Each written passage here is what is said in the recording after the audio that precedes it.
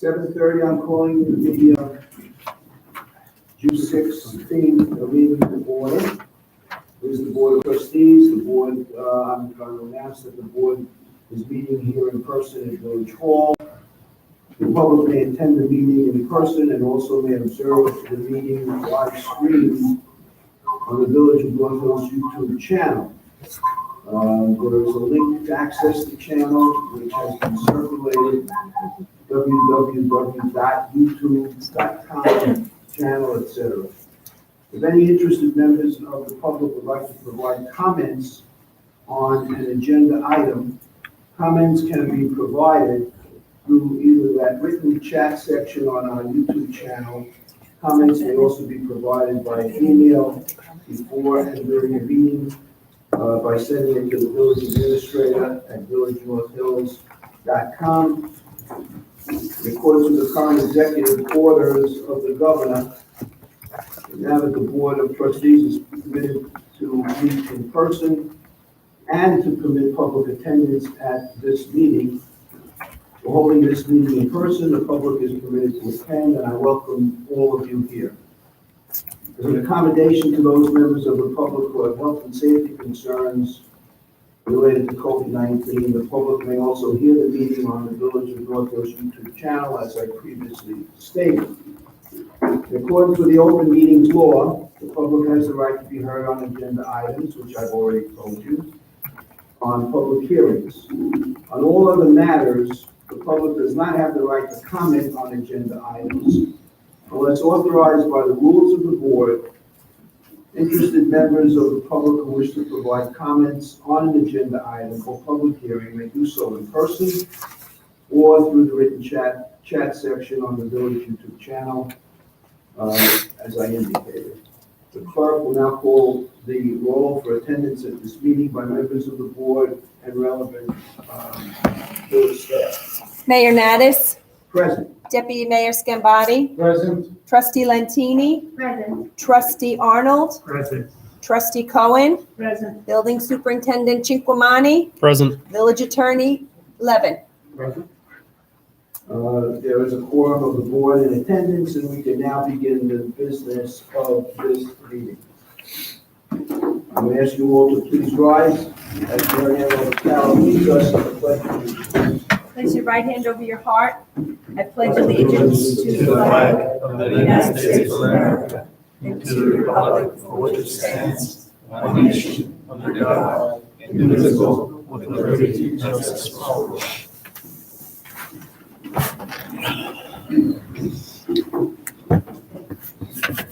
I have just two announcements. The first announcement is that the next meeting of this Board of Trustees will be July 21 at 7:30 p.m. We hope again to continue the public meetings here at Village Hall, and if there is a different location, it will be announced on the village website. I would also like to congratulate Trustee Elliot Arnold and Trustee Phyllis Lentini, who were re-elected yesterday as trustees to this board. So I congratulate them.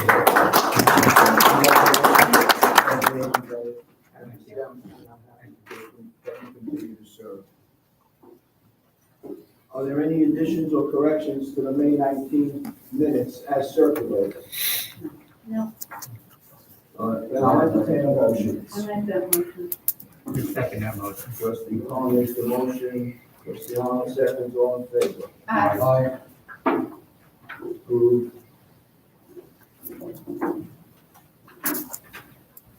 The next item that we have is a public hearing. It's a continued public hearing from the prior month.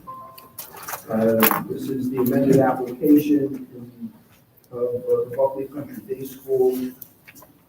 The application originally was one with 4 parts or 5 parts. It's been separated into 2 parts.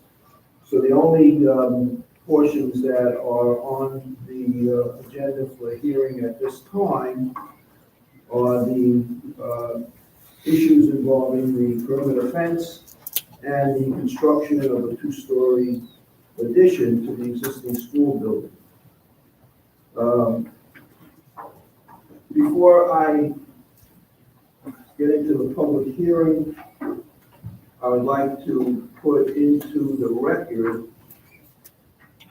the village received a petition signed by numerous village residents that live in the vicinity of Buckley School. The petition is totally opposed to any approvals that this board may grant, and I would like to have a copy of that petition included into our record. I know that Mr. Miggett's counsel for Buckley School has a copy already, don't you? I do. Mayor, there was also an email received the day after the hearing last time from a resident who had something to say. I don't know if I can read that onto the record, or should I? Is Mr. Zuckerman here?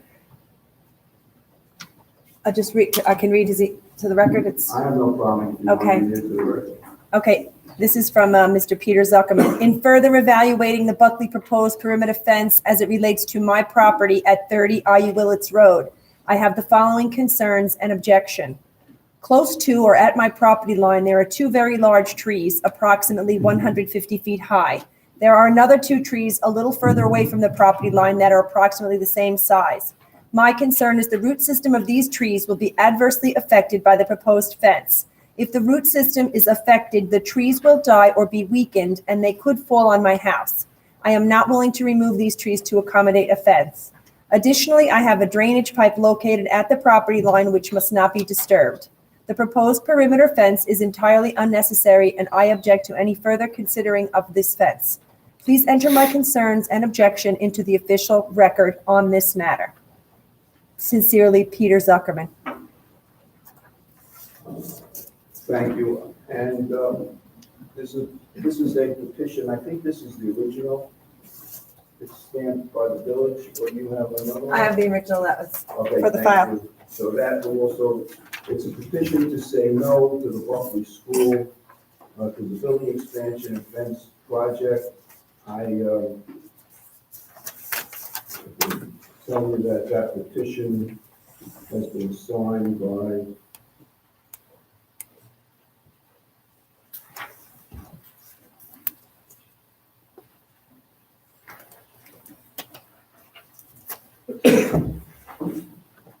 '21 residents from the village that live either, I see Esquire Court, on Willits Road, Roseanne Drive, all of which are in the immediate Bonnyman Court, and they're all within the immediate vicinity of the Buckley School. So that's now in the record. And as I said, Mr. Miggitt has a copy. And now we can continue with the public hearing.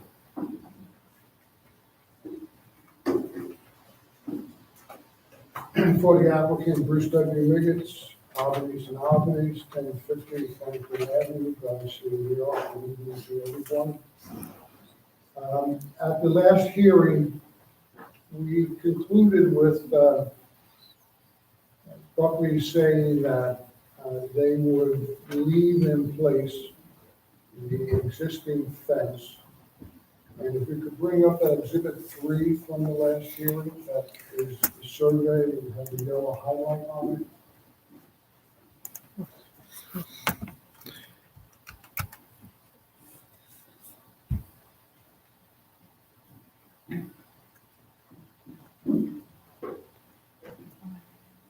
Sorry, it's slow. It's got that thing on the bottom.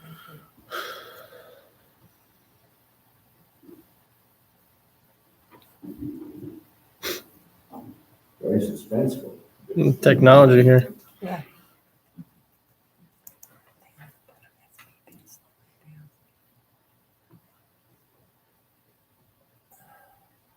Is it on one of these or was it?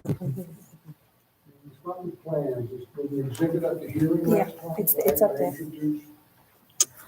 There we go. I'm gonna go a little closer. Sorry. Yeah, let's figure it out. It's there. It's there. It's just-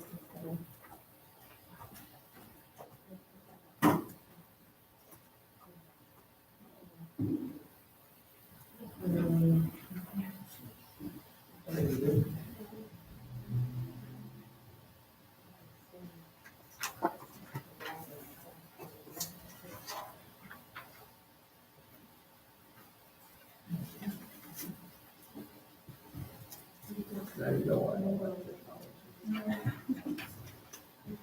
I like it in person.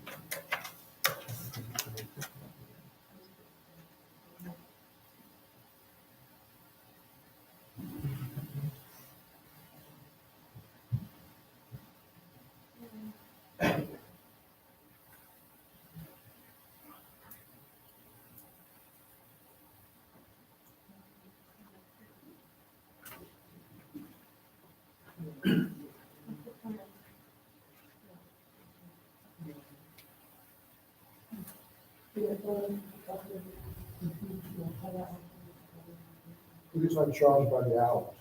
So Well, we're helping you. I know.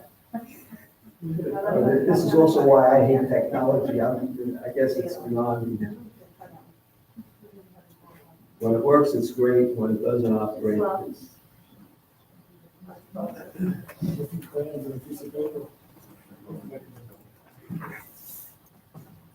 Your turn to chair. Sorry about that. Sorry, yeah. All right, so that That's okay. that is the approved site plan in 2009. And what's highlighted in yellow is a 5-foot chain link fence. And this board went to variance for 2008, the special use permit. With the support of Acorn Ponds at that time, they wrote a letter that they supported for the safety of children. We said we would leave that fence in place, and we would extend the perimeter fence, starting where that chain link fence left off. And then we would bring it as close to the property line as possible without causing damage to the trees. And we said that we would meet with representatives of Acorn Ponds to look at it and to discuss if the agreement can be reached as to where that fence would go. Dr. Joel, the headmaster of Buckley, did meet with representatives of Acorn Pond to discuss this, and I would like to have him advise the board of those discussions with him. Certainly. But he doesn't live here, other than the rental housing that he gets from the school. So he will be an impartial to talk about. Excuse me, Dr. Joel has the right to speak, sir. Thank you. Good evening. Jean-Marc, Jean-MARC, Juel, JUHEL. I reside at 18 U Willits Road, and I'm the head of Buckley Country Day School. So good evening, and thank you for the opportunity to address the board tonight. I wanted to follow up and report on what was suggested at the last board meeting, which was that I meet with representatives from Acorn Ponds for a walkthrough and conversation about, one, the existing fence, and two, where the rest of the fence is proposed to be built. So on June 11th, I met with the president of the Homeowners Association, Sharon, and other representatives from Acorn Ponds. We walked on both the Buckley side and the Acorn Pond side of the property line. So what Buckley is proposing at this point, as Mr. Miggett said, is that we keep the existing fence that is already built on a significant portion near our common property line with Acorn Ponds, and that we build the remaining of the fence as close to the property line as possible in a way that will not disrupt the vegetation or the trees that are currently there. As was suggested at the last meeting, we would also like to be able to add gates to the fence. So I would like to thank the representatives of Acorn Ponds with whom I met for the time they spent walking part of the property with me. I believe that it was a productive conversation, and hopefully we were able to develop a mutual understanding of our common goal to preserve the natural beauty of where both Buckley and Acorn Ponds are located. Thank you. I'm going to ask Mr. Miggins. Do you contemplate a boundary line agreement with Acorn Pond? Now, I think it would be easier just to put a gate in. Because, we Well, a also, gate gives access, but a boundary line agreement with a full fence eliminates access. If your concern is safety, a gate could be an issue. That's why I suggested a boundary line agreement.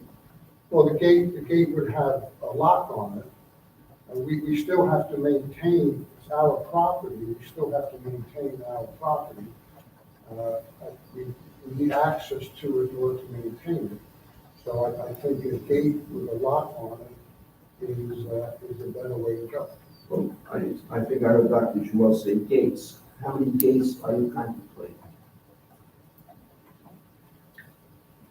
Well, I probably, we could probably get away with one gate, probably. I would want to take a closer look at exactly where the fence is going. And then try to keep it just one gate. Did your client discuss the gate when they had the meeting on June 11th and with the walkthrough? I don't know, Dr. Durrell, was that discussed? Yes. I'm sorry. Yes, we talked about gates. I'm sorry, could you speak You louder? said you Yes. talked about gates. You mentioned the gate. We mentioned, yeah, we didn't have an agreement on where or Okay, how. so okay, that's what I wanted to know, whether they agreed to have a gate No. there. It was, we discussed gates. Yeah. Okay, I know. Thank you. thank you. And the height of the perimeter fence that you are now talking about, would it be the same 5-foot high fence that you're continuing? No, we are seeking 4.5 feet because we rather not have chain link. We think the aluminum fence that we propose is better looking, and that comes in 4.5 feet.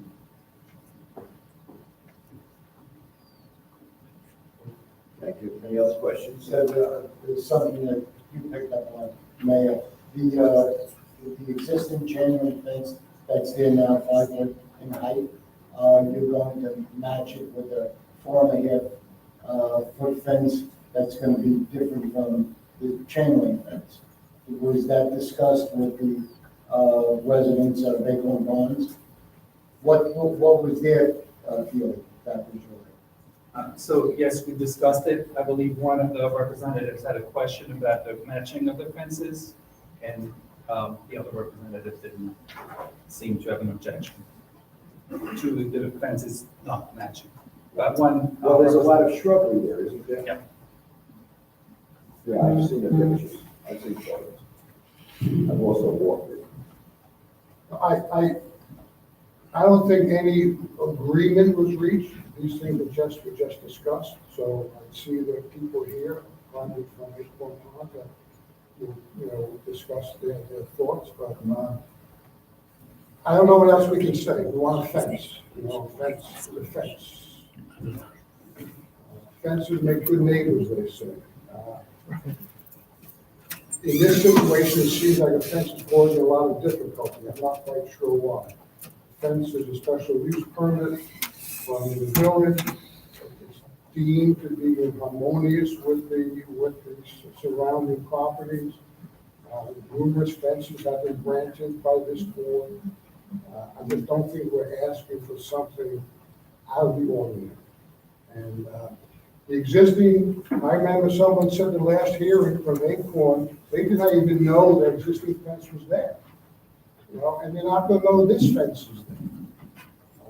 But it serves the purpose of what's been recommended to Buckley by the police department, Homeland Security, and frankly, common sense to have a fence around the school. Mr. Miggins, question, Mayor. The existing 5-foot chain link fence, what's the linear footage of that existing fence? How many feet is it? I don't know how many feet it is, but if you look at exhibit on the board, it's a lot. Okay, a follow-up, how much linear footage of the new fence do you want to install? I don't have the footage of that, but it would be substantial around the property.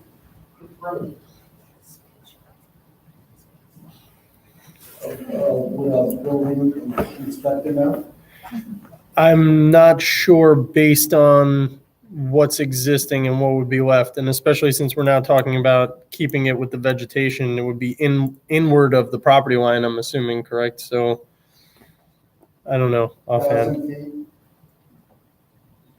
probably more. Well, based on your discussions, it would still be inside of all of the foliage, wouldn't it? You're not going to destroy any of the existing foliage. Is that what I understand? Well, it's not going to be inside. I believe that some representative from Ponds had requested during that meeting that the fence be totally on the Buckley side of the tree line. And we're not prepared to do that. We're not prepared to give up all of our property. Oh, that's why I recommended a boundary line agreement to preserve the foliage and the tree line and the existing shrubbery. And you're telling me your client is not prepared to do that? I'm just asking. Correct. They're not prepared to give up their property. I didn't say give up their property. If you had a boundary line agreement that said it's still your client's property, wouldn't it still be your client's property? They wouldn't have the use of it, would they? Would they have the use of it? You're telling me that they will have more use from the property if they break down the trees and all the foliage and expand open space. Is that what you're telling me this perimeter fence is going to do? Well, that's what I think you said. Correct it, please. Very simple. Our application is for a perimeter fence. We want it as close to the property line as feasible without causing damage to the existing trees. We think we can do that just like the existing chain link fence goes through call it the wooded area. We believe we can do that and continue that with the new fence. That's what we are requesting. So if it's on the perimeter, then why do you need a gate? It's going to, if it's on the perimeter, we don't. But the chances are, looking at it, the existing fence is not exactly on the perimeter. We're not out of possession now because it doesn't circle the property. So even if we were to bring the new fence on the property line, we would still be out of possession of part of our property, so we still need a gate. But the chances are, the way that fence is laid out, going between the trees, more likely than not, the new fence is not going to be exactly on the property. But as we've said now numerous times, we will put it as close to the property line as every owner wants to do, without damaging the trees. Thank you. Anybody else want to be heard for this application? I said for the application. Okay. Does anyone else, I assume your hand went up prematurely, shall we say.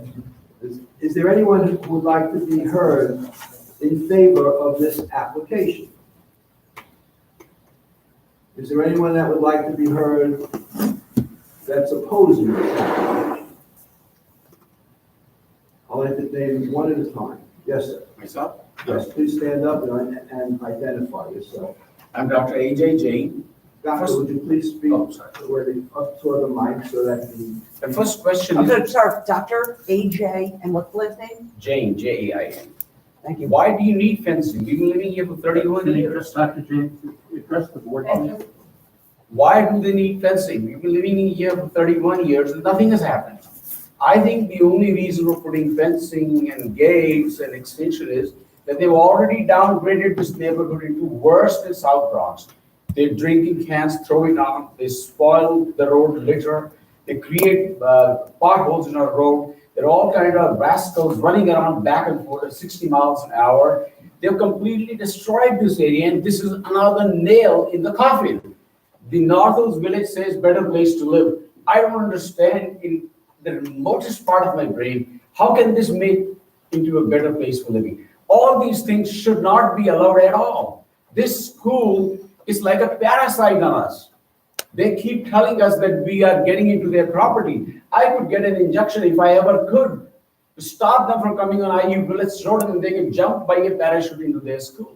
They've completely decimated this neighborhood. I came here 31 years back because I work in Manhattan. It's only 15 minutes drive in the middle of the night.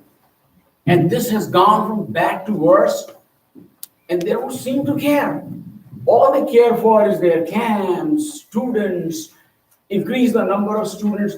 The last thing that they have in their mind is about the residents who live here on this road. And I implore you, Mayor Nagus, to give a sympathetic hearing. These people are here to collect their fees to make all these things. They are not here to take care of the residents at all. Thank you. Thank you. Anyone else?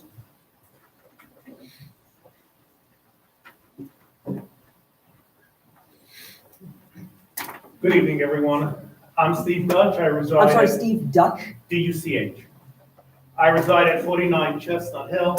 I am the president of Condo 1 at Acorn Ponds and a board member on the Acorn Ponds Homeowners Association. Tonight, representing the over 600 residents that reside in our 381 homes. I'm here tonight to update the village on what has transpired since the last public hearing. Following up on the mayor's suggestion that Buckley and Acorn Ponds attempt to come up with an agreement in regard to fencing around the Buckley property, Buckley Headmaster Dr. Jewell, our HOA president, arranged a property walk of the Buckley property on Friday, June 11th. Dr. Jewell, along with the three Acorn Ponds presidents, an HOA board member, and several concerned residents, walked the entire Buckley property and Acorn Ponds property that abuts Buckley. While Dr. Jewell was extremely cordial, he did not have a sufficient working knowledge of the property boundaries or a clear vision of where the proposed fence would be located and if it would be a total or partial replacement. We are requesting tonight that the village direct Buckley to provide us with a copy of the latest survey of the Buckley property. Once we can review this survey, specifically the boundaries between Acorn Ponds and the land Buckley recently acquired, its boundaries to Acorn Ponds and the Northern State Parkway, we as a board and community will be willing to work collaboratively with Buckley on an agreement and a location and on the location and type of fence that will be constructed, as well as explore any land use agreements. We ask the village to remember we continue to have concerns on preventing any impact on our drainage. The destruction of any trees and plantings in the area can create an environmental impact on Acorn Ponds. The 600 residents of Acorn Ponds hope you continue to advocate for the residents of Acorn Ponds. We remind you, the largest, most populated community in the village of North Hills. Buckley's interest in installing a fence to improve security is appropriate, but in accommodating that concern, the village must also ensure that there be no negative impact on our community, our property values, and our quality of life. Thank you. Thank you, Mr. Duke. Anyone else? Yes, please stand up and identify yourself. Good evening again, Mr. Mayor, Board of Trustees. Thank you for allowing me to speak again. At the risk of sounding like a broken Would record. you identify I'm yourself sorry, for the you're absolutely right. stenographer, please? Thank you. Maureen Ditata. Maureen, what's the last name? Ditata, Ditata, Thank you. 20 Fox Ridge, North Hills, and I'll give you a card with the spelling. At the risk of sounding like a broken record, I have stood here a couple of times and talked about Buckley's being a bad neighbor. And tonight I was aided. I didn't realize that one of our neighbors on the other side of Buckley would explain to you the other half of the neighborhood's view on why Buckley is a bad neighbor. Tonight, I was expecting to hear from Mr. Dutch from our community, who we all went and we walked the property with Dr. Jewell, and we recognized that we did not have sufficient facts to comply with Your Honor's suggestion from the last time, which was that we should work collaboratively to see if we could resolve the issues, at least from our perspective, from this side of the Buckley property. And we tried to do that, but we did not have sufficient information. We thought, as you did, Your Honor, that what we were talking about was a perimeter fence, a single perimeter fence. And what we learned during that walkthrough was that the existing fence that we thought would remain in place so as not to disturb the vegetation that is very clearly not only growing around it, but through it, but that there would be a new perimeter fence that would totally surround the property. And our understanding was that Your Honor's suggestion was that it would be inside the tree line, and that the idea behind the boundary dispute was to recognize that whatever property in that vegetation belonged to Buckley would not be sacrificed by Buckley. That we would recognize that and we would try to mutually resolve that issue. And when we spoke with Dr. Jewell, we learned in fact that things had seemingly changed from the night we were last here to the day of our meeting, because Dr. Jewell was thinking about using that fence as part of their project. We recognize that that would be an economically sound thing for Buckley to do. However, we don't know what that means. And the problem here is that we don't know where the property begins and ends. And so Mr. Dutch has asked for a survey of the property so that we can see that. This particular exhibit does not show the additional property that Buckley purchased several years ago. This was, at least from what Mr. Miggets described a few moments ago, from the 2009 survey or scheme, when they last asked for that piece of fence that exists. So this is not a complete survey of the property, it's not a complete depiction of the property. And it's impossible to see, if I may just approach it and run my finger on it so you can see what I'm talking about. Certainly. This yellow line here at the bottom of this exhibit, this piece of it here is along Acorn Ponds, which extends this way. This over here is where that new purchase was. And we're not sure whether this line is Buckley's property line. I hope that goes away. Whether this line down here is Buckley's property line and where Buckley's property now fits in here. And so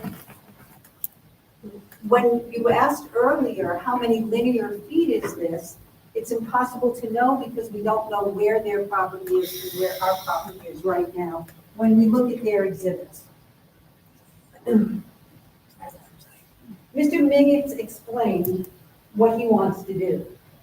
Mr. Miggets indicated to you that he and his client want a fence. When we were here the last time, we heard that they wanted to reach a resolution at your suggestion. Tonight he's saying, we can do that. We can put up our fence. We can do it without disturbing trees. But we have no plan. We have no survey. We have no specifics as to the linear feet or where that fence is gonna go. We have no specifics as to how that fence is gonna interface with the existing chain link fence. 2 different heights, 4 feet, 4.5 feet, totally different construction, totally different design features. We have no information as to when they say they can do it, what they need. I asked last time, how much space do they need in which to install that fence? No answers. How much vegetation, let alone the trees, but the other vegetation that is protecting our property and protecting our drainage to the extent that it's being protected, how much has to be removed? No answers. We asked last time, what vegetation will they plant and install to replace what they destroy? No answers. We can do it, Mr. Miggins says. We can be bad neighbors, I say. Buckley is not responding to the village request. They're not in good faith responding to our efforts to see if there is a way of coming to terms. And so my position, and I'm not speaking on behalf of the community because we just learned this tonight, but my position is that we should say no, that we should ask you to say no. This fence is not for security. This fence is to keep us out. I spoke last time about the fact that so many other schools in our area, in fact, no other schools in our area have perimeter fences. There is nothing that has happened at Buckley or at any of the schools, thank goodness, in our area. But those people are not coming through that vegetation. Mr. Mayor, you said that you walk the property. That vegetation is security. Nobody's coming through there. Thank you. I have a scratch on my leg. How to treat it. It's poison ivy.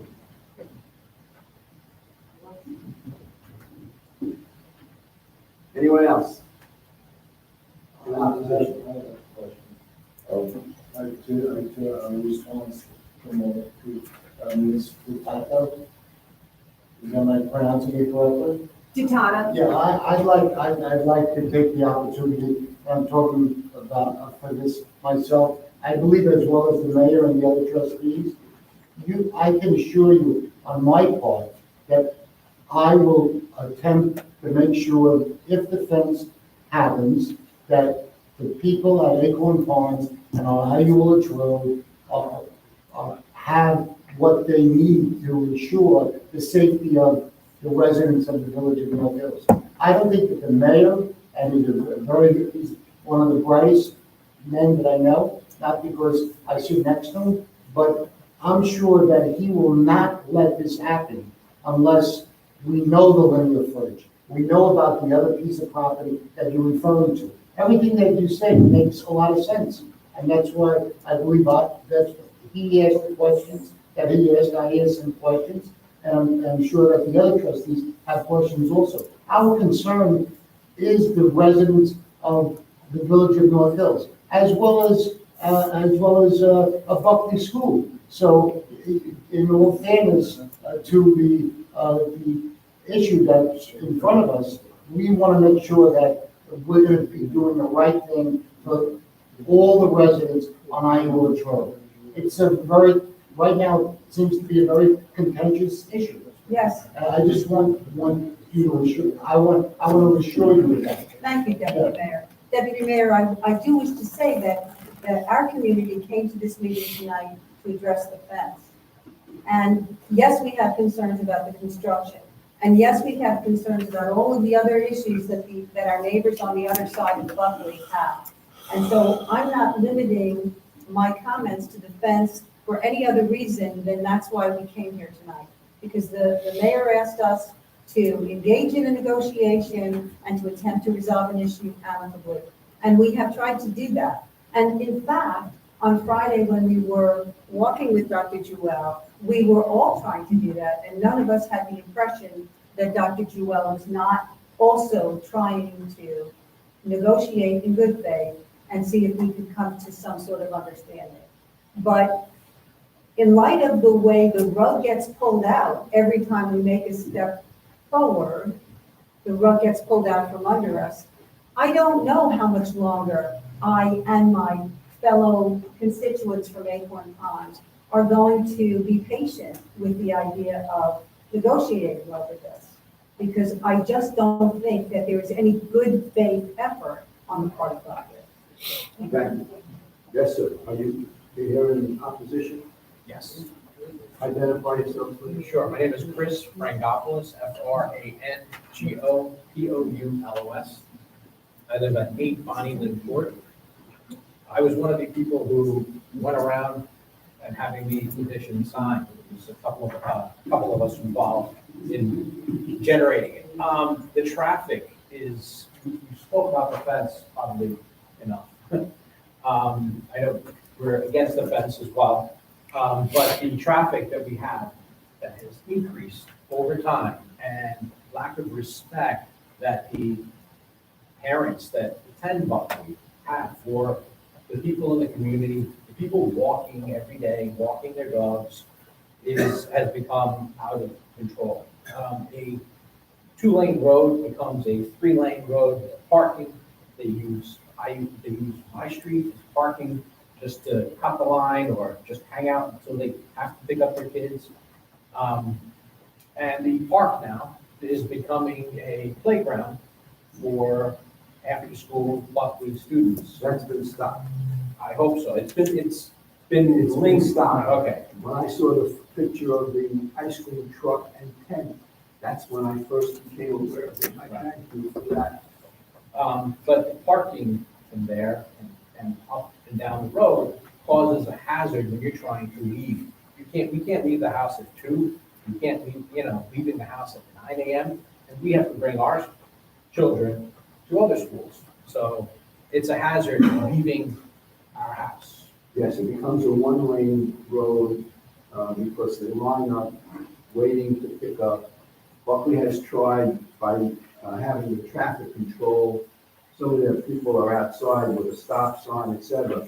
But you're right, it's a one-lane road because the parents all line their vehicles up and around the corner.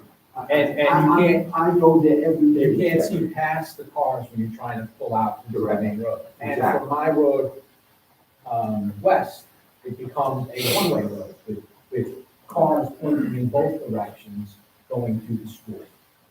So it just, if we're going to expand the school in any way, we just can't have more traffic and more cars coming to the school. And the part of the street where it narrows, where the park is, people can be walking there and nobody stops or slows down for the people walking on the narrowest part where they have to get the doggy bag and walk their dogs. It's becoming a hazard and nobody stops at the stop sign. I'm very court. You do. And whoever's behind me has to stop because I always stop at the stop. I've had people, I stop and people try to go around me because I've stopped, I made a full stop. We hear you. And Thank you. And that's why this is now in the record. Okay, great. Anyone else? Yeah, just have one small. Yes, Dr. J.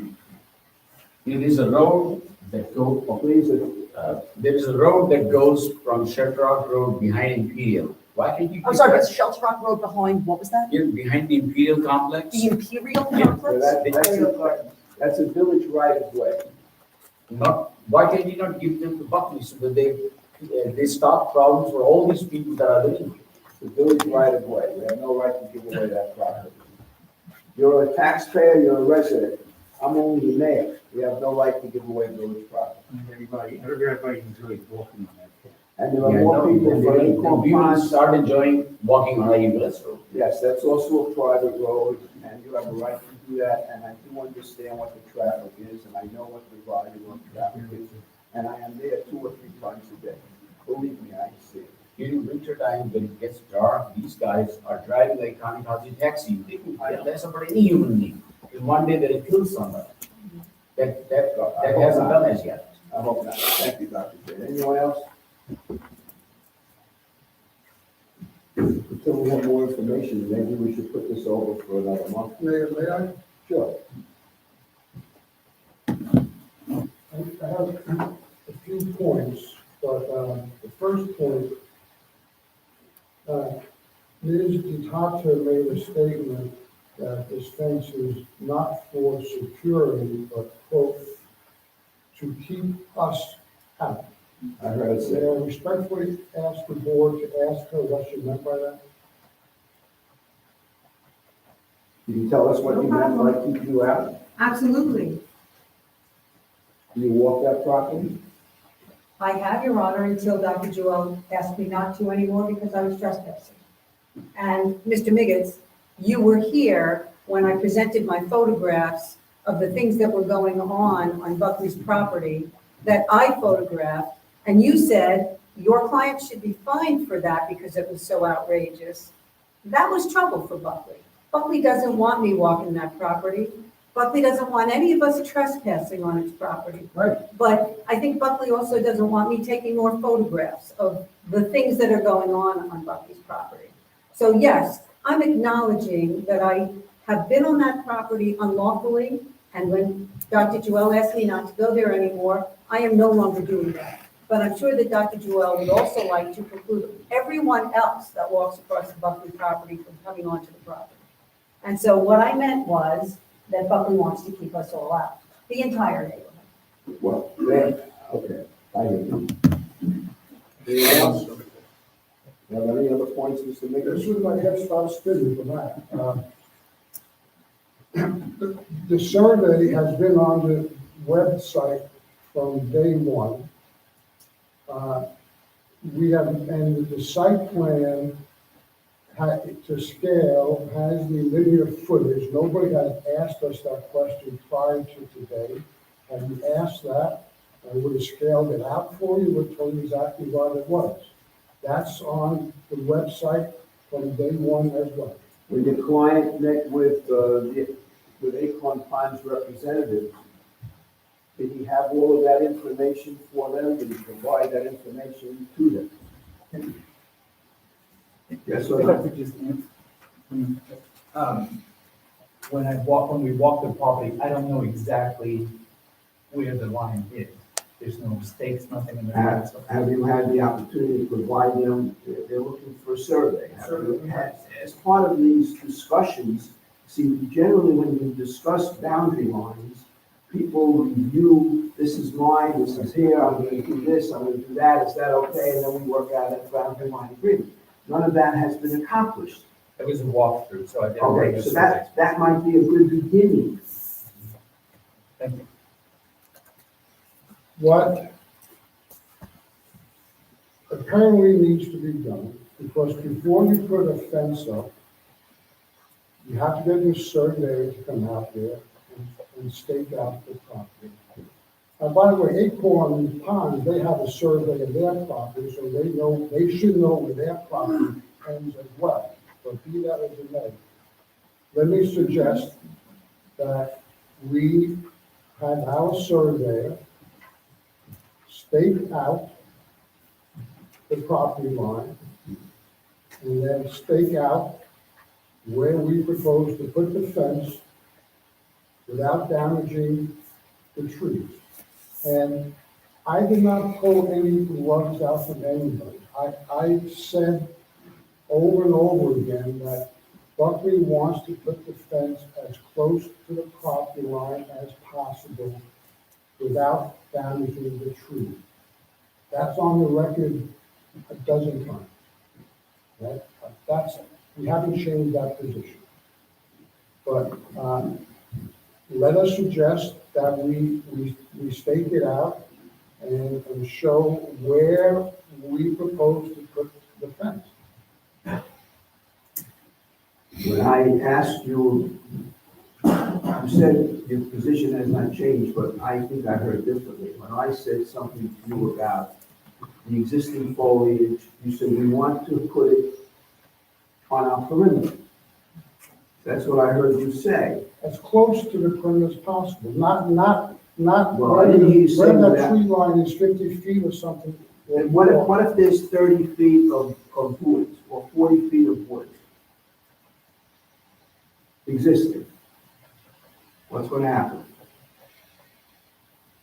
Again, we're going to put the fence as close to our property line as feasible without damaging the trees.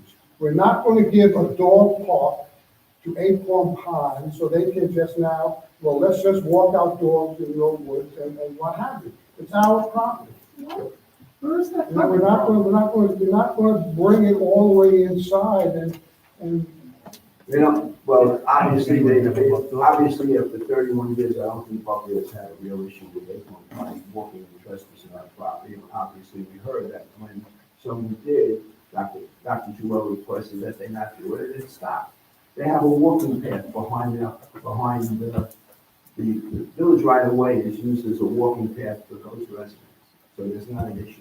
And somebody else do you have anything else, Mr. Mayor? no, I don't think anybody's ever walked the dog. Of course, Mr. Sullivan. got a picture of that, but I'm going to show it to you. Sharon Struminger, I'm sorry, Sharon, what's the last name? Struminger, Spell that. Struminger, 90 Acorn Ponds Drive in Acorn Ponds. I'm the HOA president and the condo 3 president. So I'm a little confused from what I hear tonight and when I did a walkthrough with Dr. Joel, because on Friday, all of a sudden it seemed like there were 2 options. At the previous meeting that we had, we were talking about, or Buckley was talking about, a decorative perimeter fence that went all around the property. Now, all of a sudden, the talk is, well, maybe we'll connect it to the chain link fence, which was deep in the vegetation in the trees. So I'm very confused. I think maybe we should look at the minutes from last meeting to see exactly what Buckley had suggested, because it seems like they're now changing what they were doing. Last time also, they spoke about being well within from the vegetation, within their property. All of a sudden now they're talking about being close to the property line. So it seems like things are changing, and obviously we're not going to do any type of an agreement until we know exactly where that fence would go. Thank you. Thank you. Anything else? Yeah. Hi.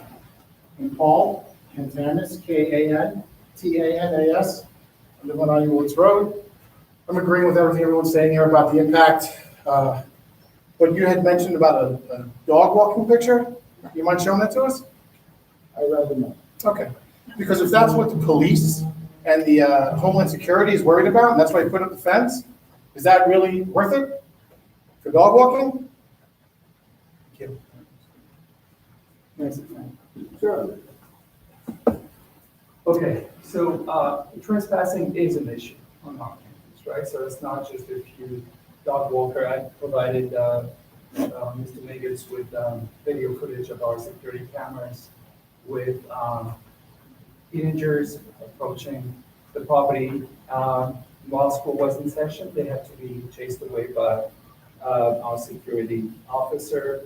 And we do have people walking on campus all the time while school is in session and on weekends as well. So last year with the pandemic, I think, it was understandable. There were not too many places where people could go. But now during the day, it's really, it is an issue for us. So it's not just about dog walkers, it's just people being on campus.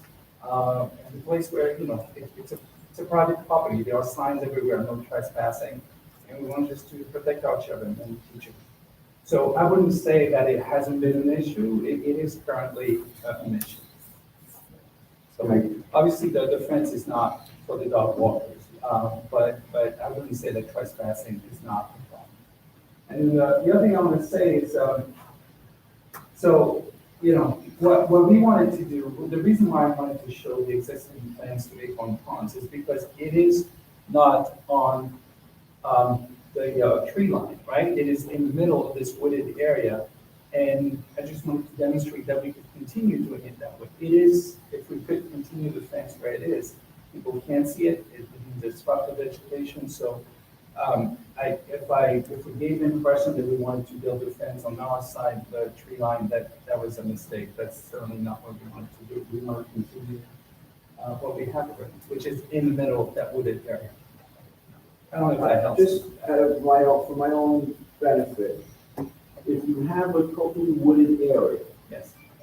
how could you run, is it possible to run a fence or continue a fence line through the woods, through the bushes, without removing or damaging shrubs, trees, or, how could that be done? Explain that to me, Well, please. that's the way it is now. No. What happened is there was a fence and then all the shrubbery grew around the fence. Now you're planning to put a fence through existing shrubbery. How could you do that without damage? Just explain how you could do it without damaging the shrubbery, or the bushes, or the trees. I don't know, I'm not a fence builder. Well, that's why I'm asking the question. But if I may, what I can tell Have you you is, had anybody look at the possibility, is that possibly not feasible? In other words, have you looked at, as a fence person, looked at it and said, we can't go through these trees? what I can say is I was there before 2008 and after 2008, and the vegetation was the same before and after the fence was built. So somehow it was done because the fence was built and the vegetation, I don't think it grew on top of it, it was never disrupted. I was there before and after. Okay, see if you can find out whether or not you could run a fence through existing shrubbery without damaging existing shrubbery. I'd be curious to hear the answer to that. Okay. Thank you. I have a question for Dr. Goulet. Back to the fence, the existing chain link fence, could you tell us why Buckley doesn't want to match the existing fence? No, it doesn't matter? No.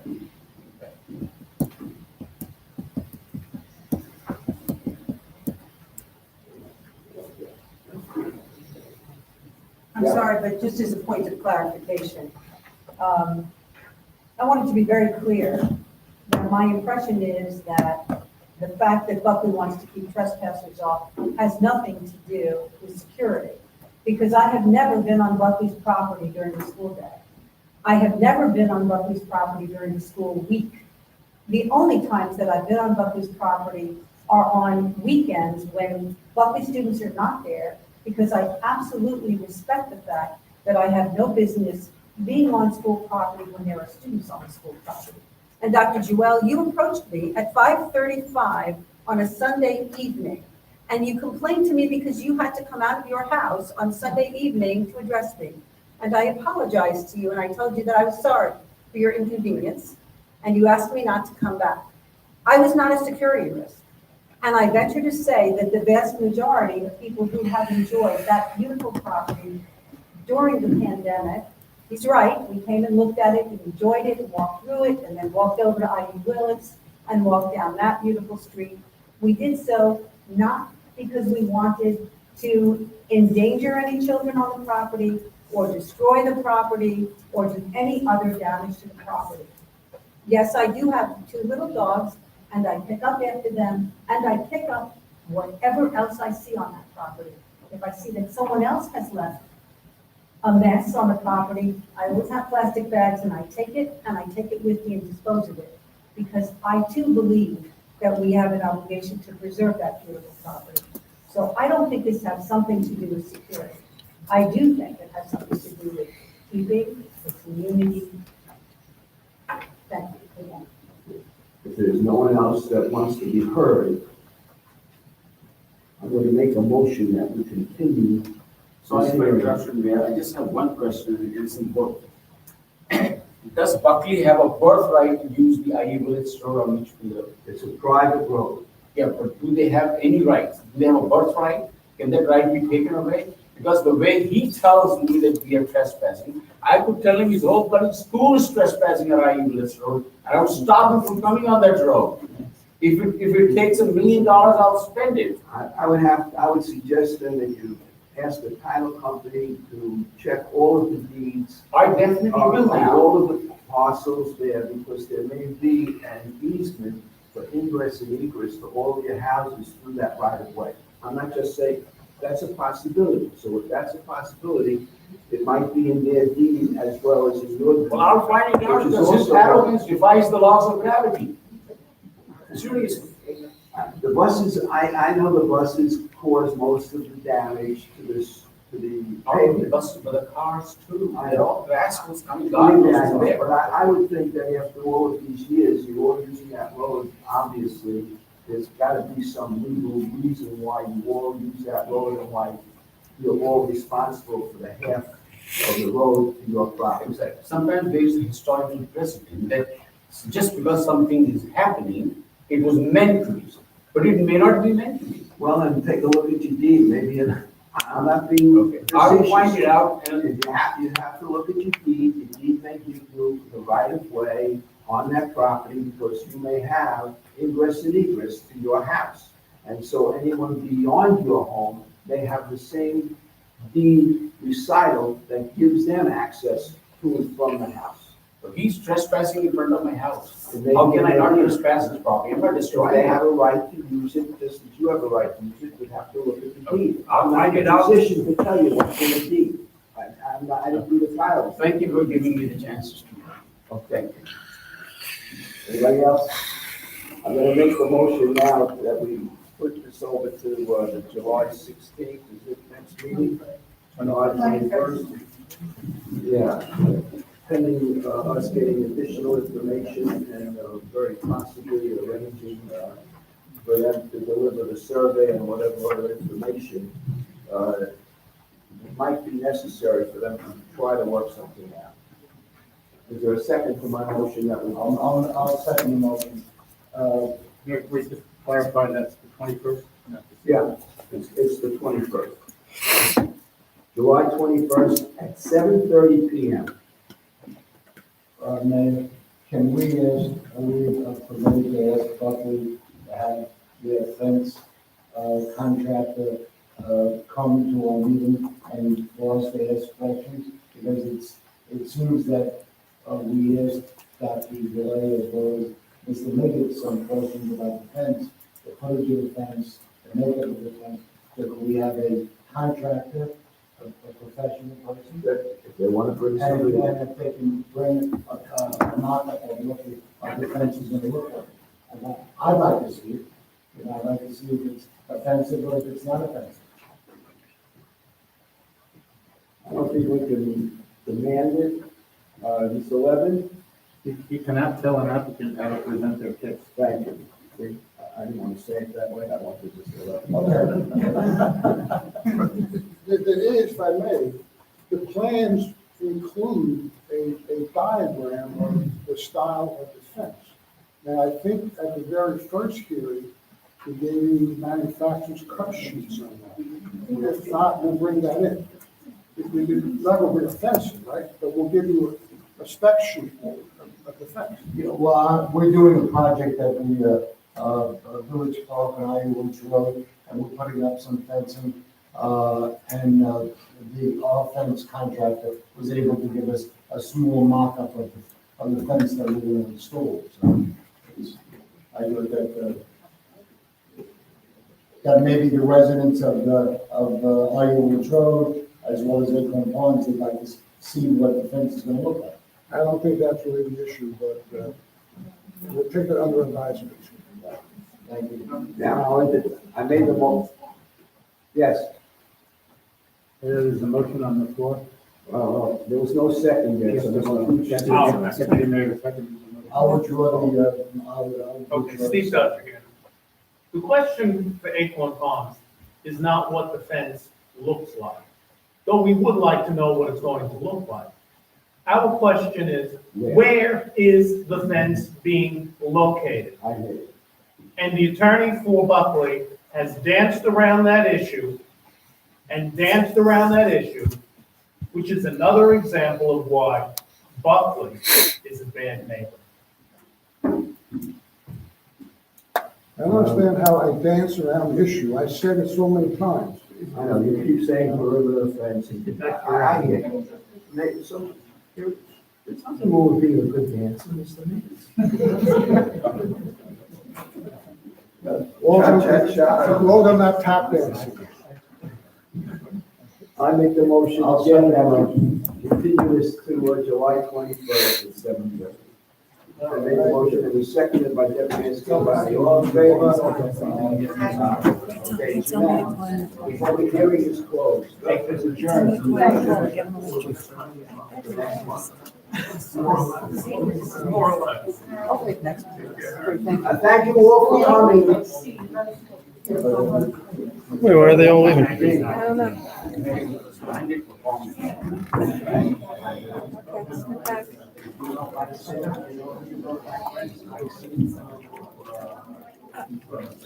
They look at the lights here, they can see them.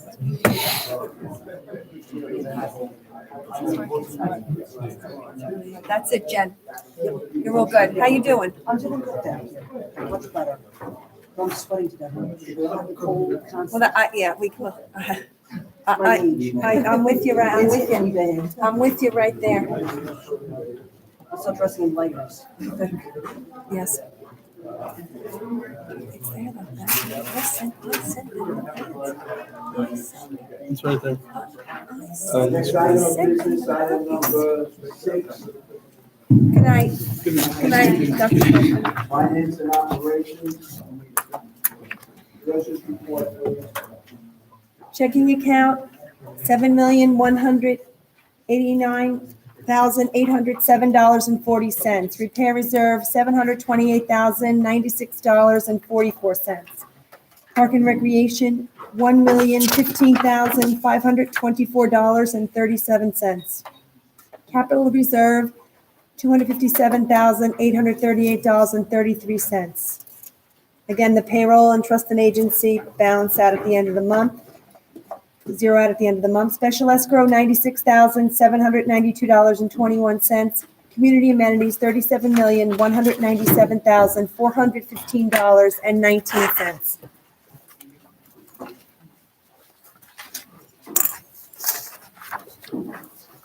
Any questions with regard to the treasurer's report? No. I'll make a motion to approve. Trustee Arnold makes the motion, trustee Cohen seconds. All in favor? The next item is the transfer of appropriations.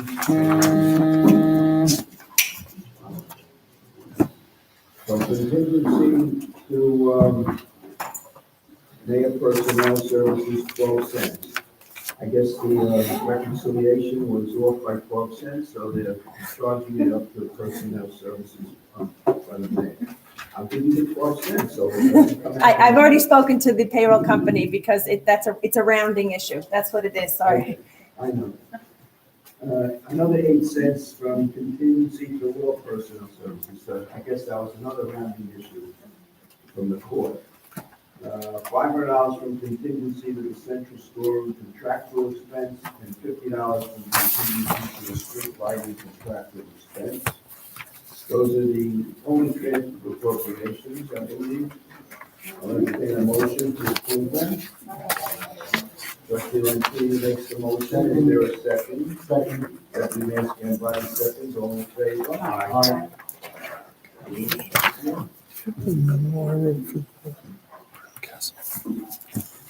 Everyone review the payment of claims, and are there any questions in connection with the payment? I have none.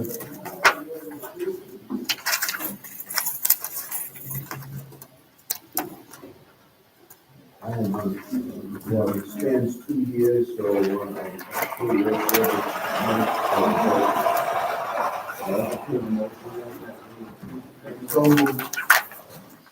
okay. Warrant number 06/21, it was Deputy somebody made the motion, it was seconded by trustee Cohen, all in favor? Aye. Unanimous, thank you. Item number 7 for board discussion.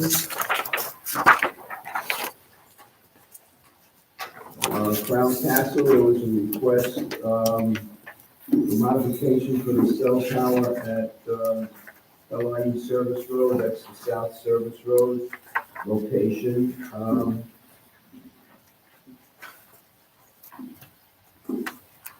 Mr. Chipomani, I guess there was no issue with that, is that correct? It was just a change out of equipment? Change out of equipment. And, Equipment? The, there's 2 new equipment cabinets going in their designated area on the equipment pad there, so that's the only new equipment. Okay, then I'll ask for a motion authorizing me to sign off on that.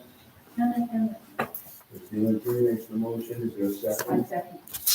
All in favor? Aye. Aye, thank you so much.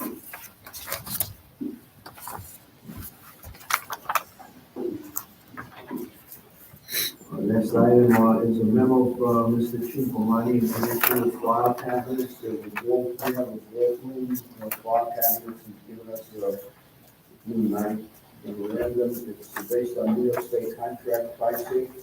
It's my understanding that it will increase our capacity to store downstairs in the lower level by more than 25%. So,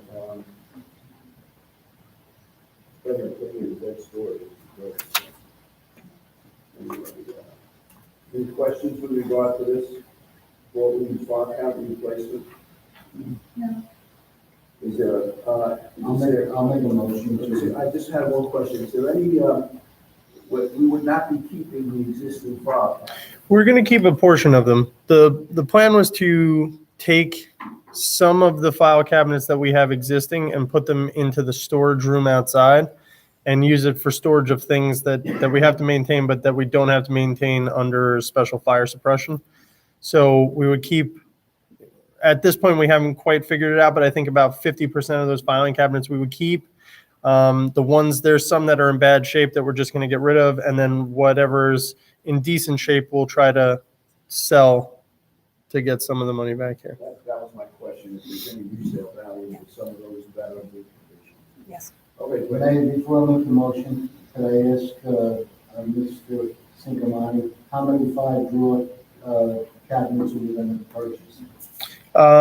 57. 57 new cabinets. Okay, thank you. Any other questions? Thanks, Maria. I'll entertain a motion then that we approve the purchase. So moved. I second the motion. Is there a second? Second. Trustee Arnold seconds, all in favor? Aye. Thank you. I'd like Mary Ann to report on her memorandum regarding, she prepared a very all-inclusive analysis of the shuttle ridership. And the reason why I am bringing it up and at this meeting is now that restrictions are basically off, and we have been getting some inquiries from village residents as to when we will start again commencing the shuttle service. I don't use the Long Island Railroad, so I don't know if they're back to full service. Does anybody here know if they're back to full service? I believe that they are. Long Island They are Railroad. back to full service, yes. I'm not, So, obviously, if we do intend to, are there any questions regarding the June 2021 shuttle ride survey? so just the one thing I wanted, the reason I wanted to, you have seen several of the, I've done 1 or 2 other surveys which have the same page too. And the reason I did the 2019 average riders is because when people complete the shuttle survey, many of them say that they want to commute at 9 o'clock, but that's for people who don't necessarily commute. As you can see, that the number is 25 on the shuttle survey, but really the 2019 average riders was only 5.25 because there were many people who go into the city for other activities on a very sporadic basis. So that's the only number in the survey that I think that is a little off. You know, as you can see now, we have about 35 people currently commuting based on the survey, 15 more in June, 5 in July, 4 in August, and the bulk coming back in September. I believe this data may change now that everything is opened up. I heard that Morgan Stanley is demanding that everybody come in by Labor Day. The other companies are making announcements, but I can't speak to that, and I shouldn't assume. So right now, we have 35 people currently commuting. Of the survey, 15 starting in June, 5 in July, 4 in August, and then 22 in September. Would it help you to know what the governor's executive order actually says? Because it's just come out. Yeah, no, I understand that, right, I understand. And they are still requiring masks and stuff on, And there is no change about the distancing requirements in public transportation. in public transportation, right? So The only thing it does is it removes the limits on the number of people permitted to attend residential indoor gatherings and indoor social gatherings at events, arts, and entertainment venues other than large-scale venues. That's it. It doesn't change anything else. Press conferences notwithstanding. well, are there social distancing requirements currently now on public transit? Because No, there are mask requirements. there's a mask requirement. I don't believe there's, There may be capacity requirements. well, right now, I can tell that right now, there is not a social distancing requirement on public transportation. There's a mask requirement. Right, so There may be capacity requirements. Certainly, if we target for September, and I will have to speak with the shuttle vendor, because obviously, even if we target for September, unless everyone is back to work, or required to commute back to work, we may need fewer trips back and forth, which may also make sense. Then I have to really meet with him or talk to him, Dennis, you know, I should really meet with him again, with John, because I think they once told us their break even, I think is 12 trips a day. That's their break even. Nick, Right, so I just wanted you all to be aware that we are getting some requests. I did get an email, I had one email where he sent an email from Mary Ann, and she forwarded to me. He doesn't want to go during rush hour, so he thinks we should run a shuttle for him at 12 noon or 11:30 during the day, you know. We're trying to run a shuttle service for commuters, and he wants one for himself, but that's okay. So anyway, you're all aware of it, and that takes care of the show. Mary Ann, please arrange a meeting for Mr. Fount, I don't know if he's back to work, but certainly John and Dennis and I, okay? yes, Mayor, I like Tom's thought about finding out about what the governor is telling us, and also you telling us about the target date should be in September. That's excellent.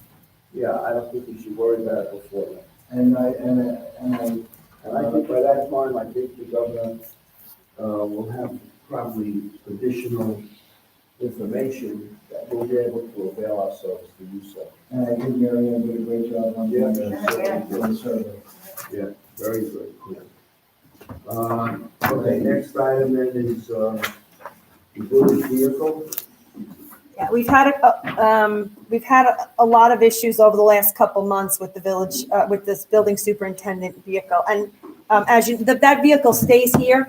Peter drives his personal car and then he uses it here. So it's also very useful for that vehicle when the guys are doing deliveries and such, because they don't have to take the big truck, particularly in the winter when they have the plow on it and the sander. So it's just been giving us a really hard time. Last time we were able to join the BOCES cooperative, and what that allows you to do is go to a local dealer with a negotiated price. We'd like to do that again. I don't know, from what I've heard about getting cars and the price of cars, though, I have no idea, what ballpark we're going to be in. But this worked out very seamlessly last time, so. Is the plan still to get the therapy again? I don't know what the plan is. We haven't thought, obviously something smaller we thought about, right? Something small. We haven't really even, I don't know. We haven't- We mulled it around a little bit. Right. I mean, the guys do use it, so I don't know if it makes sense to get a small pickup rather than a large pickup, something. But I don't know. We haven't really looked to see what, I think. It's a nice car, that 2009 Jeep Grand Cherokee. Look like you're having issues with it, but it's a nice looking car, and it's a nice size, it seems to me. It accommodates both your use and if Al or Paul's uses it, I guess, for deliveries, and accommodates what they have to do, right? Yeah, it's worked out pretty well. Other than the reliability issues Yes. of leaving us stranded a few Yeah, times Peter, this Peter's past got, month. yeah, Peter, Well, the, that's because it's 11 years old. I mean, Well, that's right. That's why we're talking about replacing. correct. Yeah, so I mean, the thought was, either another small SUV or a small pickup. Either way, it would be a four-seater. We're just gonna, the idea was to get on the contract and then kind of see what's available. Right. The issue right now is that, I don't think you need a motion until we have to approve it, but you can do all of your. Well, I do, because we do have to join, I need a resolution to submit to BOCES that allows us to participate in this contract. Howard, do you have something to say? Yeah. My sister right now is trying to buy a car, and I just think you should, if you're not already aware, you should be aware. It's a total disaster right now. Right. Cars are not available. If they are available, you're not gonna be able to get what you want. You're gonna have to settle for whatever you can The get. shortage of chips has caused listen, and even oil rental prices, Hertz has no cars available when you need one, Avis. It's a real issue, I know. That's why we're trying to prepare in advance. Even if we have to order it with delivery in September, October, by that time it'll be available. But you are absolutely correct, it's a disaster. But right now you need a motion to get something going, right? Yeah, may I ask you a question? This is a resolution that's got a lot of blank spaces in it. It's proposed for us to participate in a contract that we don't have. No, right now. Oh, I'm sorry, I didn't send you a copy of the full contract? Yes. Okay, I will do that, Tom, I apologize, I thought that I had done that.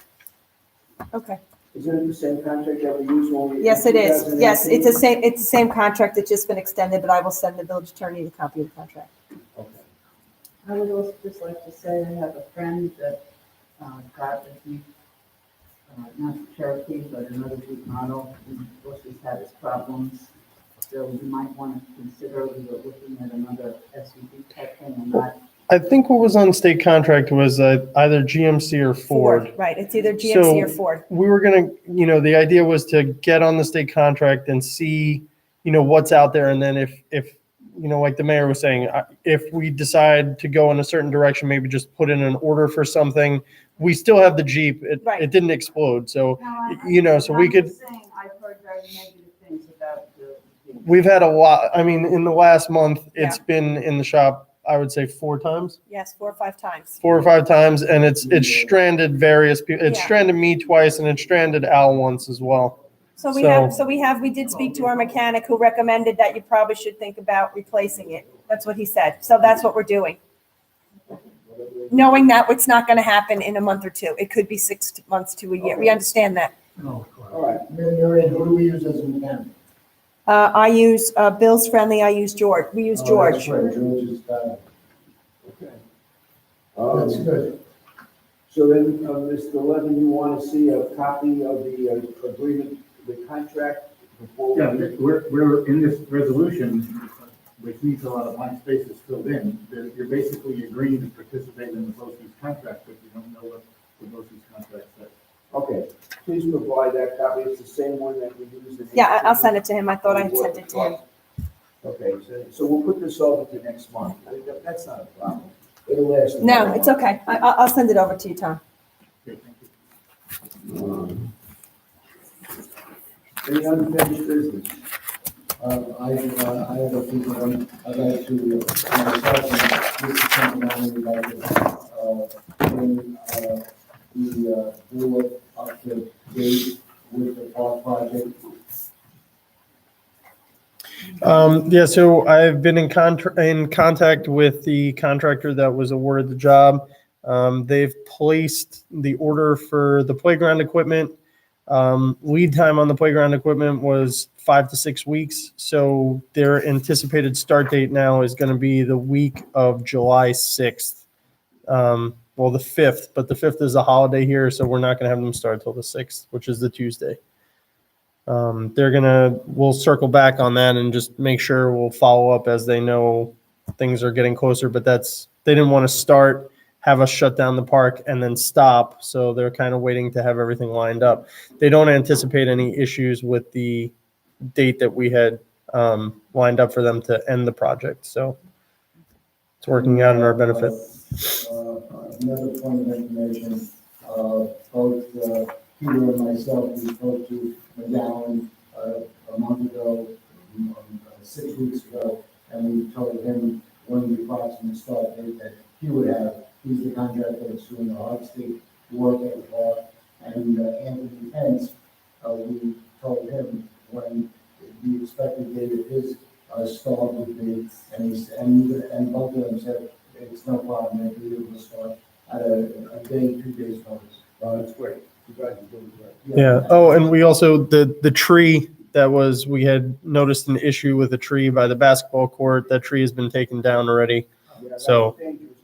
yeah, it's ready to go. Yeah, took it down as an emergency on an emergency basis because it was a very dangerous situation. Actually, Mayor, I'd like to applaud Peter for bringing this to our attention because he saw that the tree was creating an uplifting of the asphalt. So, we discussed it, and he spoke with myself, Gail, and Gail took a look at it, and see Gail, and we decided on keeping the best report where it was, just the removal of the tree, so we won't have that problem with the lifting up of the asphalt.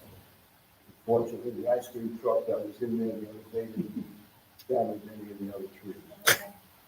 It was an ice cream truck. Well, the large ice cream truck? First of all, there were about 20 cars in the park. But they were all students of Buckley. I sent Al in to check. I wanted to know whether they were residents of the village. There was a tent there the day before, plus an ice cream truck. And Chris, who spoke earlier, he lives over there. He sent me the photos. That's how I found out about what was going on. And when Al went over there, and I was there also, I said, check who are village residents. Out of 35 people in the park, or 30 people in the park, with 20 cars and whatnot, or 16 cars, and then the rest were outside, one was a village resident, one family.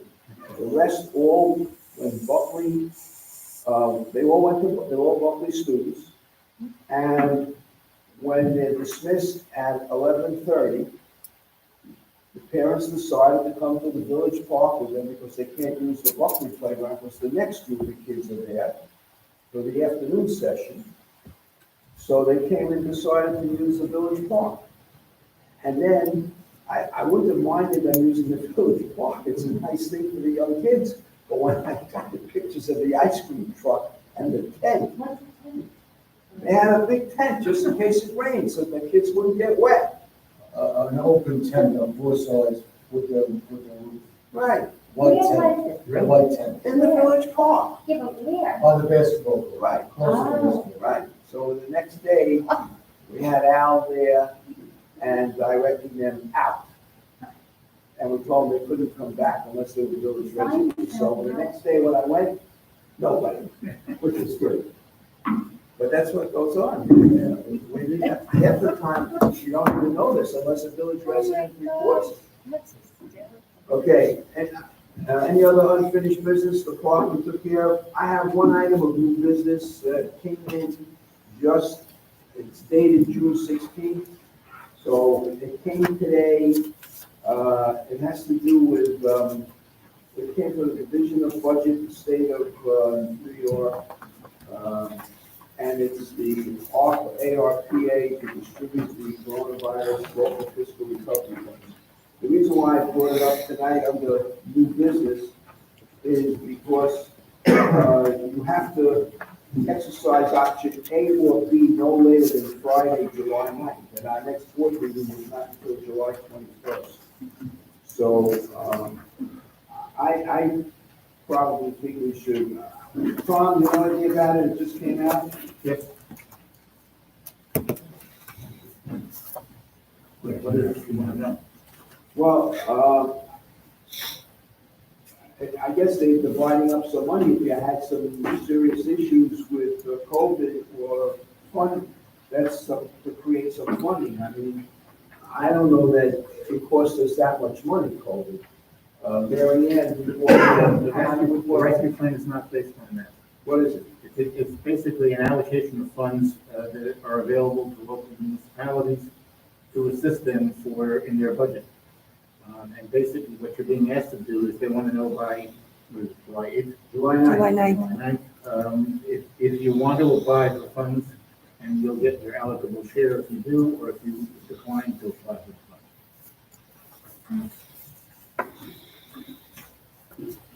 We don't even know what work is involved for Mary Ann if we request funding, So they'll take this one, it's based on your budget for the applicable year, so all you have to do is fill out your forms and give them your budget.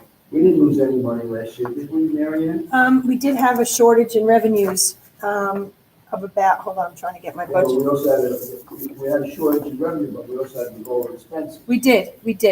So, yes, but they definitely had a revenue shortage based on, basically the two areas that we were hit hard was the court revenues and also then, interest.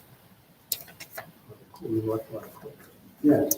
If you go to the budget to actual, which of course I can't put my finger on. Well, as the village administrator, do you feel we should decline funding or request funding? I mean, that's the village's decision, that we definitely had revenue loss, but that's your decision whether, I don't really have an opinion. I'm sorry, I didn't really. It's based on, well, and we only got this today, it's based on a budget. So even though we had revenue loss, didn't we have lower expenses? We did, I'm just trying to get my budget So there. the net result.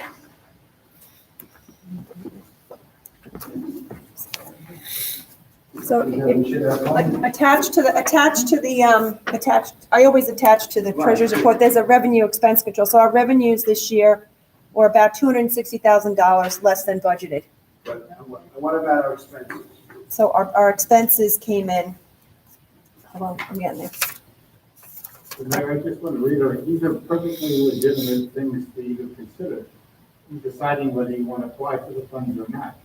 But it's not the basis on which the funds are given. What is the basis? That you exist and that you have a budget. It's based on your budget for that year. So do you recommend that whether we, you made or lost money? Right. So do you recommend that we request funding? no, I'm not recommending anything. That's a decision for you to make. You asked me to describe the program. Basically a per capita allocation, correct, Tom? Is that? Yeah. It's a per capita allocation that is given, and we are a non-entitlement municipality. The best way to look at it is it's a program that provides federal aid through the state to local governments. And you can accept it or decline. And if we accept it, what's involved if we accept it? You have to fill out the application and give them your budget information.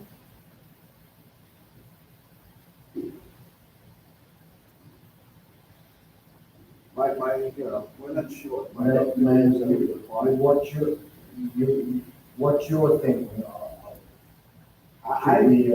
Should we? I know we're entitled, but it's going to be divided up. There were plenty of villages where they lost, and towns, where they lost millions of dollars. And I mean, Freeport lost, a lot of money. Several, Garden City, a whole bunch of villages. Right, and they all lost a lot of money. We lost a few $100,000, but we also reduced our expenses We did. simultaneously. We did. So our net budget deficit was not so bad. Right. That, but my own feeling is we would be taking a portion away from some of the villages that really need it. I mean, that's the point I was trying to make. It's not a zero sum. There's an amount of money available, it's allocated based on per capita. And it's not, if you don't take the money, it doesn't mean that money goes to someone else. No? No. So then we should request the So, I funding. mean, whether you want to take money under those circumstances or not, whether you need it or not, those are things you certainly can consider. And I'm just pointing out, if you're doing it on the basis that if you don't take it, somebody else will be able to get more, that's not correct. Okay. And the town wouldn't get to keep more either, right? No. We might as well take whatever we get. So, I'll make a motion. Do we need a motion, Mr. Levin? yes, we have to exercise an option, so the option B is to request funding, I'll make a motion to accept funding. to request funding. Request funding, I'm sorry. I second that motion. Okay, Deputy Mayor Scanlon made the motion, and seconded by Trustee Arnold, all in favor? Aye. Okay. We need any executive, anybody need any legal advice from our village attorney? Tom sent, I believe all of us, something about, things going on water towers, whatever, could Tom just explain that to us? Because I emailed him and said, you know, I'd like to, we could have had that problem with our cell towers. You know, people putting something on the cell tower. No, this is projection, So it's a projection of what Stuff on the water tower. why don't we, Limit projected on, could be on any sort of. could be on anything.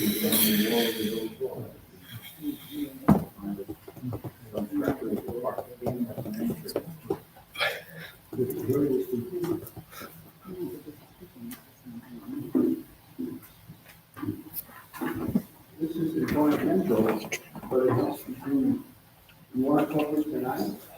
I'll be happy to go into executive session, cover it tonight. We continue that public. Mayor, I had suggested a discussion in executive session about. Okay. All right, then I'll make a motion that we go into executive session to get some legal assistance and help. I'll second the motion.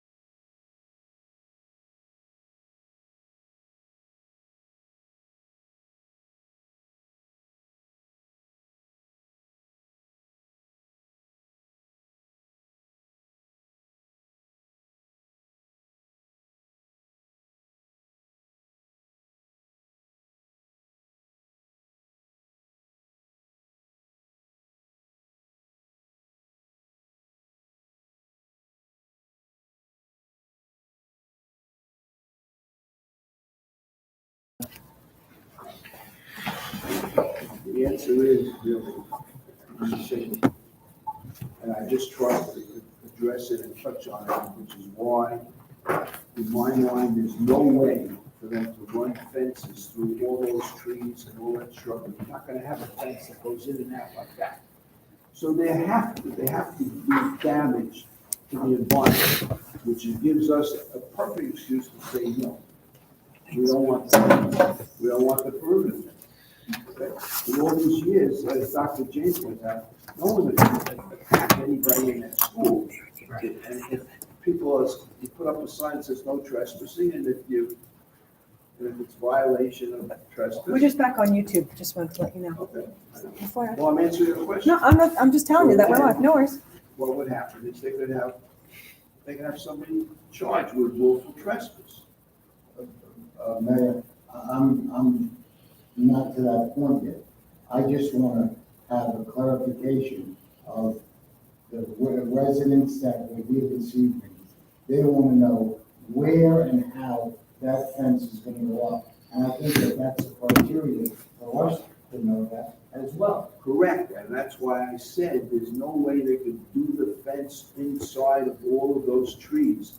My recommendation was that they bring it not on the perimeter, but inside that line where all the trees are, so as to preserve the trees and all the shrubbery and the. I like your recommendation. I just, and They I'm not doing it trying, with them. and I'm not trying, I'm attempting to play arguing up the devil's advocate. I'm not trying not to say no to Buckley, but I think that that's something that they need to tell us, along with the residents that were here tonight. And there's gonna be more next week. Next week. I'll probably get a lot more people to come. Sure. So Bruce Miggets was offering to have the surveyor come out and stake out the property line and show where they were going to put the fence, which I think might be helpful in, between the two parties. So let them work. That's what they have to do. As Tom said, we can't direct them to do it. That's an applicant. The That's what they have to presents his case. I told them to try to work something out, whether it's a boundary line agreement or staking, that's up to them. But The ultimate decision is us. she wanted to see a new survey showing the new property they just. Sure. But they have that. That's been, and Mr. Miggets is absolutely correct. We, on the website has been, since they submitted the application, it exists. It's been there. I emailed it. They were just looking at he also submitted an exhibit, which was the approval that was given to them in 2008. And in 2008, they did not own that additional parcel. So it didn't show it on there. But what they have now and what they have submitted does show it. So, I mean, they were just looking at the wrong thing. It doesn't mean they didn't have it. I don't think you can take all of those statements at face value, because I think a lot of it is that people are not really reading the application carefully. The documents show you where they're proposing the fence, and it does show you and they have a plan to scale. You just have to scale it up to figure out what it is, but it could be done. You could request them to stake out the location that's on the plan where they propose to do it, and if they don't want to do that, when you ask them to, they don't have to do it. And you'll deal with it as you go. You could also get your own fence person to come in to testify based on the plans as to whether or not it's feasible to put the fence in without causing damage.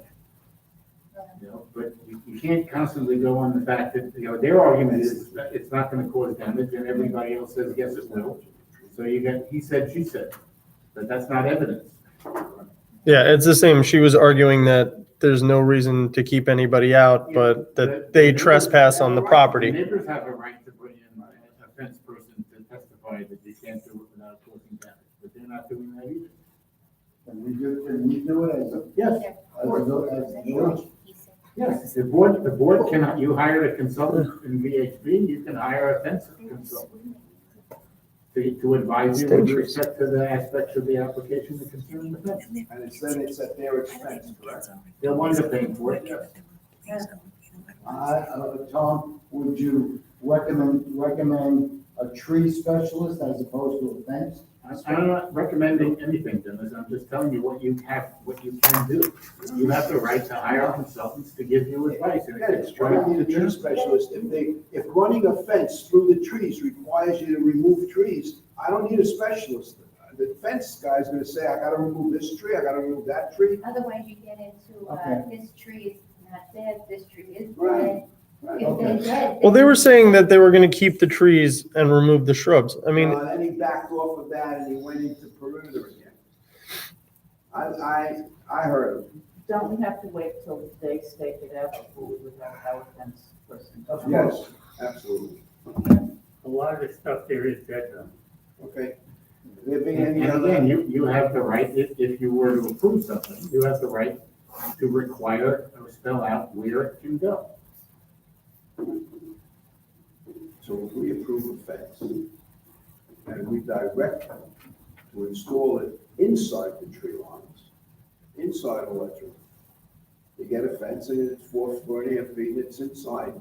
Their complaint is that they will lose the use of the property beyond that fence.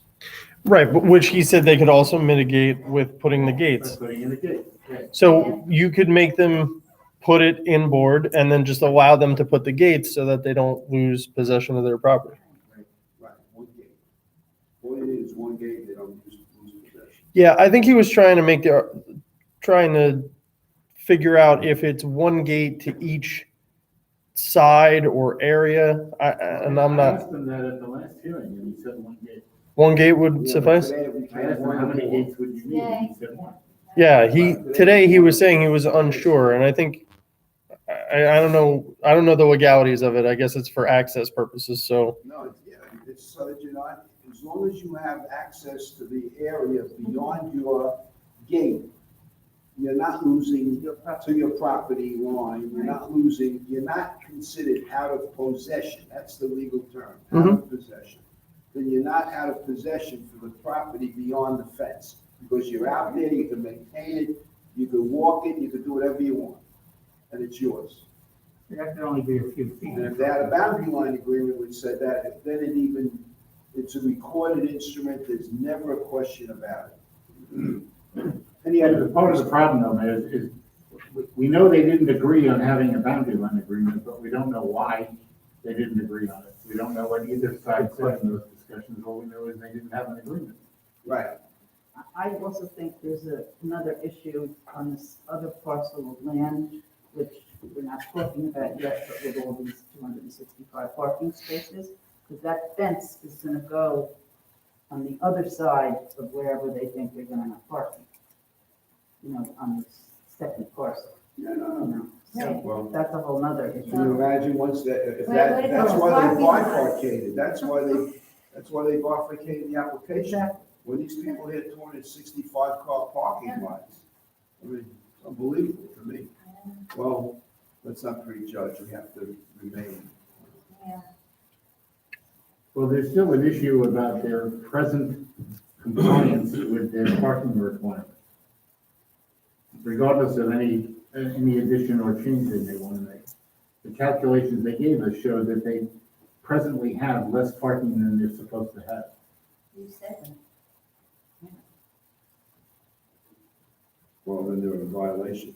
Well, the point is, we don't have a count to do that. So one thing might be to ask them if they're willing to give us a parking plan showing us, pointing out, you're required to have X number of spaces under your present approval. Please give us a plan showing where they are. Well, they probably park on the grass. I think they park by the soccer field. Yeah, they park on the grass. They don't have it designated as parking, but I've seen cars park on the grass. I said that. And they do. For graduation, when I went by there today, Yeah, they were parked on the front lawn. they'll park on the Yeah. front lawn. It says staff park here for today. And they had 30 cars on the front lawn. Yeah, at least. So would you prefer that they pave a big parking lot and not have parking on the grass? No, I want them to have parking on the grass. That was a rhetorical question. I know. I make a motion that we adjourn. Second. Who All in seconded it? favor? Who seconded it? I did. Trustees, All in favor? I'm sorry. Where's motion number 7? Inside, huh?